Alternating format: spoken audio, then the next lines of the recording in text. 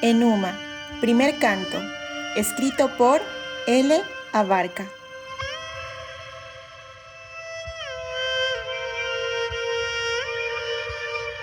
En aquellos días había gigantes sobre la tierra, y también los hubo después, cuando los hijos de Dios se unieron a las hijas de los hombres, y éstas les engendraron hijos.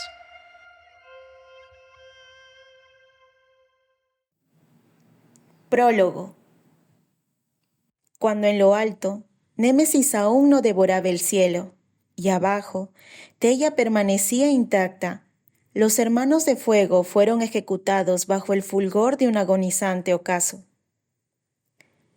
Con la autoridad absoluta que me confiere el Dios único de Canaán y su único hijo, León el profeta, dictaré sentencia.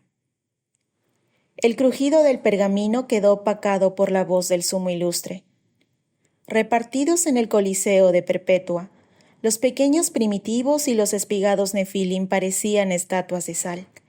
Entre las ruinas y las columnas, algo se asomaba. Cientos de luces diminutas titilaban.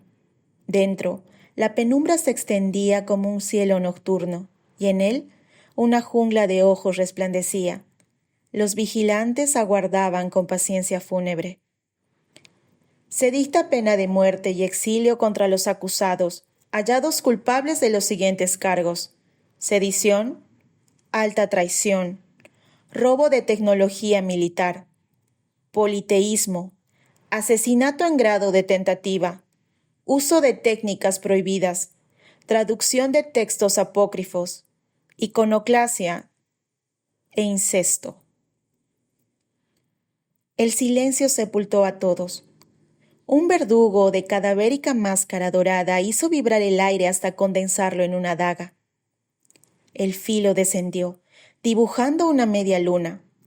Con una precisión que desafiaba la piedad, abrió el pecho del enemigo de Dios y le arrancó el corazón. Aún latiendo fuera de su cuerpo, 3 cuchillos lo perforaron. Uno quebró la vena cava superior, otro desgarró la aorta y el tercero se hundió en la arteria pulmonar, donde yacía la membrana de Azazel, un manto rocoso y delgado que destilaba numen blanco, puro como la luz al nacer el sol. El prisionero no gritó. Apretó las muelas hasta que sus encías estallaron. Hilos de sangre se deslizaron por la comisura de sus labios. En sus oídos, el sístole y diástole de su desesperado corazón parecían suplicar por clemencia. Sus rodillas cedieron al dolor y su cuerpo se desplomó como un costal inerte. Bajo sus vértebras, oculta, su médula de semiasa palpitó con terquedad hasta que un bramido, similar al llanto lastimero de un perro, erizó la piel de la multitud. Al extinguirse su último suspiro, ya nada protegía sus restos. Un león de melena rojiza descendió del estrado. No hubo gritos, solo el crujir de huesos bajo las fauces de la fiera que, al engullir los restos, devolvió a la tierra la pureza que le fue arrebatada. Las hermanas del enemigo de Dios no corrieron mejor suerte. Ataron al oráculo de Endor y volvieron su numen rojo contra ella. La hoguera devoró su piel. Entre llantos ahogados, su raquítica silueta danzó como un cuervo antes de extinguirse en un eco desesperante. Cuando las llamas se disiparon, las cenizas flotaron en el humo espectral. A la rueda del medio de aquel caprichoso engranaje, al demonio de las 1000 caras, la condena le llegó con una crueldad premeditada. Antes de su castigo final, la obligaron a abortar. Los motivos para dictaminar tal sentencia sobraban. La criatura que deformaba su matriz era el epítome del pecado. Algeba no permitiría que aquella semilla germinara. Por ello, por su ingratitud y desmedida ambición, inyectaron en su médula los remanentes de 3 ánimas de los mares del Sheol. En el exilio, ella pagaría por sus pecados. Sus recuerdos y su identidad serían eliminadas por aquellas almas elegidas con un único propósito: incitarla al suicidio.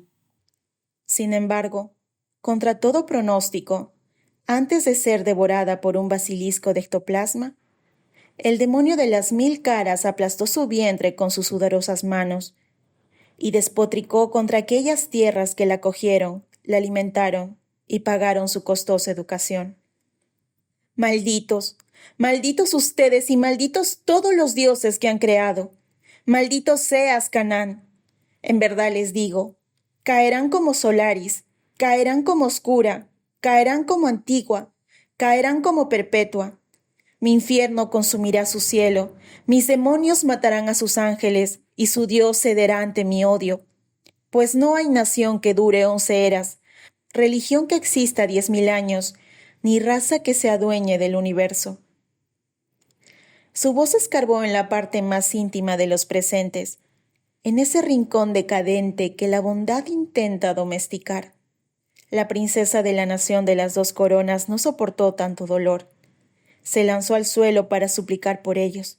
Rezó en pleno éxtasis, elevando las manos al cielo, rasgando las vestiduras, atorándose con sus propias oraciones.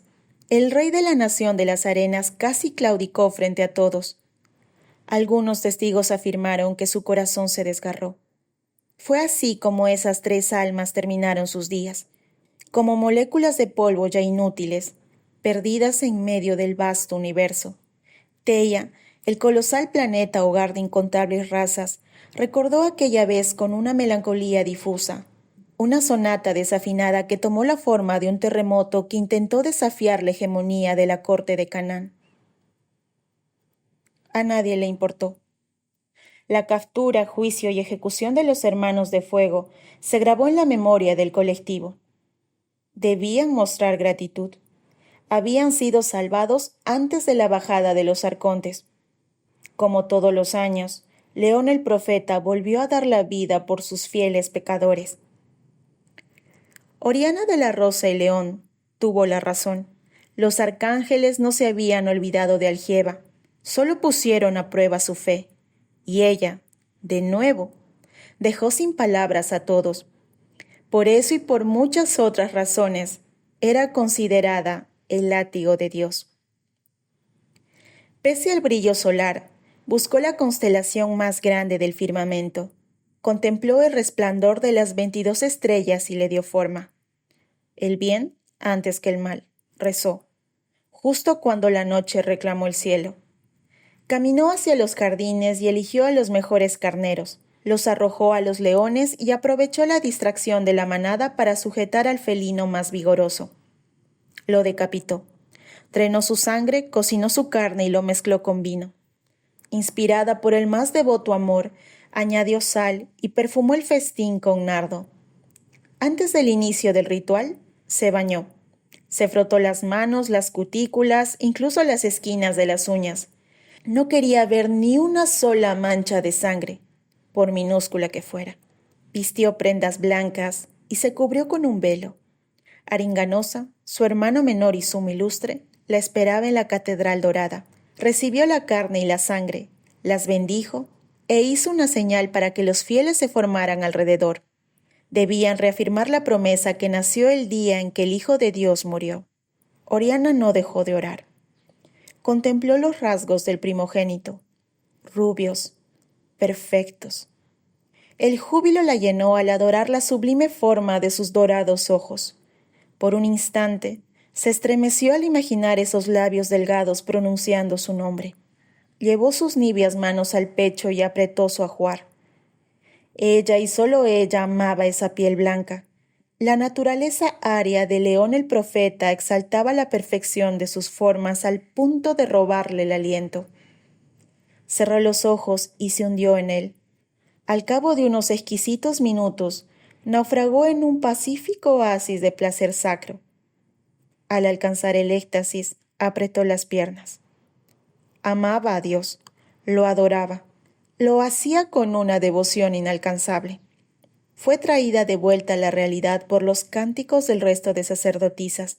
De entre la multitud, el sumo ilustre le eligió a ella antes que a cualquiera. Tal como dijiste, encontramos los mazos primigenios en la tumba del alquimista de las estrellas. Están destruidos. Susurró Aringanosa, viendo cómo el rostro de Oriana se iluminaba aún más. Gracias a tus rezos, todo está escrito. El portal masivo de las tierras sin nombre. ¿Estamos fuera de riesgo?, preguntó ella. No, pero todo indica que se mantendrá inactivo, y por obra y gracia de Dios, estamos al otro lado del planeta. Él se giró. Su joven cardenal lo recibió con una pacífica sonrisa y un par de enormes ojos verdes que, en silencio, le dijeron que no se preocupara. Los secretos de Algieva estaban a salvo con Shiraz. Ella sostenía un recipiente de su leíta, en cuyo interior los trozos que Oriana preparó desprendían un fuerte aroma a tierra y nuez. En su otra mano, una copa de tiamita se fundía con la sangre y el vino. Él tomó la carne y la sumergió. Descuida, tenemos tiempo, el suficiente para estudiar los dominios que comparten estructura con Tella. Se giró a su hermana para apreciar su clamor. Loado sea nuestro Señor. Nada detiene tu fe, amada mía. Tú me enseñaste que Dios nos creó a su imagen y semejanza para vigilar sus tierras. Por lo mismo, tenemos la misión de llevar sus enseñanzas al universo. Hágase la voluntad del primer profeta de Canaán. Los ojos dorados de Oriana fulguraron. Aringanosa acercó la carne y manchó los labios de su hermana. Ella tragó de golpe y caminó hacia una imponente campana de nombre María Angola. El retumbar se oyó en todo Algieva. Un imponente coro eclesiástico entonó. Y fue así, tal como León el profeta anunció, Perpetua ha caído. Los fieles dentro del recinto respondieron. Dios hizo del día noche. Las 7 calamidades del Sheol señorean Tella. Devoraron al Shaddai y engulleron a Nikal. Cubrieron con su manto las estrellas. Perpetua ha caído. La nación de los 7 tronos se quedó sin reyes. Su fuego arcano es insuficiente. El eclipse de los obscuros dejó de ser imponente. Perpetua ha caído. Los arcanos y los obscuros se extinguen. Las médulas de sus reyes idólatras yacen en las fauces de los Gimborín. Perpetua ha caído. Los paganos enervaron la ira de aquel que no podemos nombrar. Santo es él y pecadores son nuestros labios. Él hizo de sus huesos polvo. Perpetua ha caído. Los arcanos y los obscuros sellaron sus médulas. Los iblis y los efrit han desaparecido. Perpetua ha caído. La devoción de los fieles sacudió las rejas de la catedral dorada. Sin interrumpir el rito, el sumo ilustre dejó que las palabras de Santa Lucía brotaran de su garganta con una cadencia medida, solemne, como si el recinto fuera su púlpito. Primitivos, hemos pecado. De las profundidades los Gimborín emergen, se alimentan de nuestra alma e infestan con sus plagas. Solo Dios y su Hijo puede secar la sangre que brota de nuestros ojos. Grigori, Nefilim, el numen que nos daba la vida nos fue arrebatado.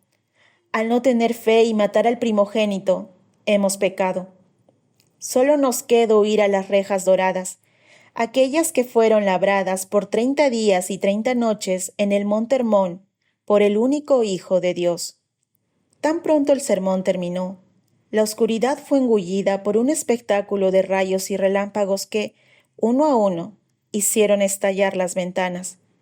Un viento tétrico se coló entre los cristales rotos.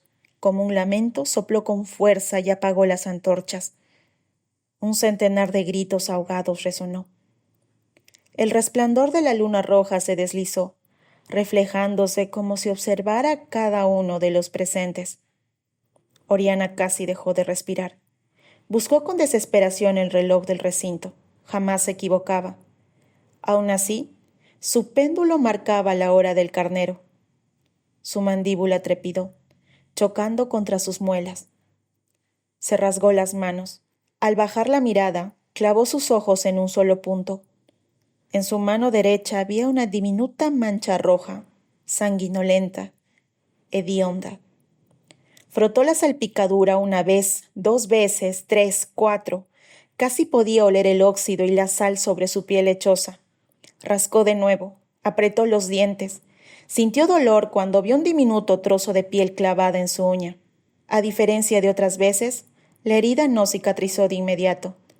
permaneció abierta. No se regeneraba con la divinidad que la envolvía. Era simple, como la de un primitivo. La bajada de los arcontes había empezado. Un bramido sofocó los murmullos. Dos criaturas de cuerpos cadavéricos y brazos largos emergieron. Detrás de las rejas, un león temblaba. Oculto entre el follaje, la piel cubierta por una capa de moho verduzca se le pegaba a las costillas como una costra purulenta. Antes de advertir el peligro, fue tomado de los extremos. El cuerpo se desgarró en dos. Un sonido seco estremeció a la multitud. El eclipse de sangre era un fenómeno natural. Astrólogos y teurgos explicaban que ocurrían cuando el sol y la luna se alineaban todas las noches sin falta a la misma hora. Sin embargo, algo inquietante sucedió aquella vez. No solo se había adelantado, sino que su resplandor era más intenso, más visible. No era secreto que, en el preciso instante en que el firmamento se teñía de rojo, los ojos de los obscuros dibujaban un sinuoso estigma. Por ello, muchos creían que la hora del águila estaba marcada por la desgracia. Todos agacharon la cabeza al advertir la presencia de un linaje encumbrado en el palco superior, los de Bonner. Aquella marca ardía en sus ojos. Cuando las bestias deglutieron la carne, una sonrisa torcida les afiló el rostro. Oriana cerró los puños y rezó en silencio. Parecía que Dios los había abandonado otra vez. En la cima del Monte Hermón, la ceniza caía despacio, cubría estatuas, tejados y hombros con un velo pálido. Con cada copo gris que tocaba el suelo, el aire se corrompía. Olía a óxido, a vidrio abrasado por un fuego que no pertenecía al planeta. De la tierra, como una llaga abierta, emergía un hedor espeso. Era como si cientos de peces muertos flotaran en las entrañas del océano. Teia tembló de nuevo. No fue justicia ni redención, solo un preludio. Algo había entreverado el tiempo, fragmentando el presente, pausando el futuro, destruyendo el pasado, obligando a todos a escribir testimonios que dentro de poco desaparecerían.